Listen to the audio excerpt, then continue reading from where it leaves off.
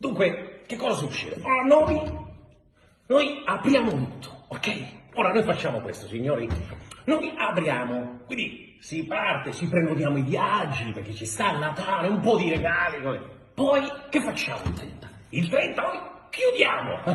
Chiudiamo tutto, capito come? Cioè, niente viaggi. Così il 30 tu ti ritrovi, magari dici, ora che faccio? Devo partire, cose? Domande, perplessità, cose. Mi scusi? Sì, dica. Ma quindi perderanno i soldi delle prenotazioni? E sti cazzi, sì! Capito? Scusate, vero, ma come ti viene in mente di prenotare un viaggio durante una pandemia? Non ditemi se no, ditemi se sbaglio. Che fai? Riprenoti? No, c'è la pandemia, non prenoti. Non hai fatto l'assicurazione? Hai perso, ma non parti, capito? Tu non parti. E possiamo fare così. Perché se capite qual è il problema? Cioè, se sto a casa io, stai a casa pure tu. Perché a me mi rode, io sto a casa e tu viaggi con tutta la famiglia. Dove vai? Al mare. Dove cazzo vai al mare? Tu non ci vai, capito? Chi torna? Facciamo così, poi chi parte? Perché ci sarà quello che affronta, no? Che vuole fare quello, io vivo in democrazia. Ah sì?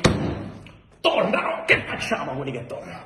Quelli che tornano li facciamo 10, 15 mesi di quarantena.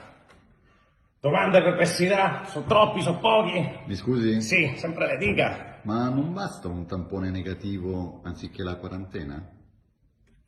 È arrivato il democratico. No, niente tampone a parte devono essere 5 negativi di fila ogni 72 ore, tu non devi uscire di casa. E il vicino, cosa dobbiamo fare noi? Creare odio, disagio sociale. Il vicino, se sa che l'altro vicino è tornato dal mare, denunciate. Prendete il telefono, chiamate, il mio vicino è tornato, capito? Dovete fare la spia. Io per strada voglio sceriffi, voglio mettere i militari, la polizia, tutti a fermare, quelli con la mascherina fanno, scusa, la mascherina, capito come? Domande, perplessità, cose? Mi scusi? Sì. Non sarebbe più logico usare i militari e le forze dell'ordine per altre cose? Tipo? Droga, prostituzione. Certo. Leviamo la prostituzione. Che paese sarebbe? L'Italia pensa che va a puttane. E che è così. Ora, tra l'altro, mi fanno notare, vedete, perché uno pensa che io sia fanatico. No, cioè, che succede? Perché la mascherina è fondamentale. Perché così che combatti il problema della droga. Cioè, la cocaina è un problema se c'è la mascherina, no. Ma che secondo voi, con la mascherina, posso pippare? No, guarda, hai visto perché bisogna avere la mascherina? Genio!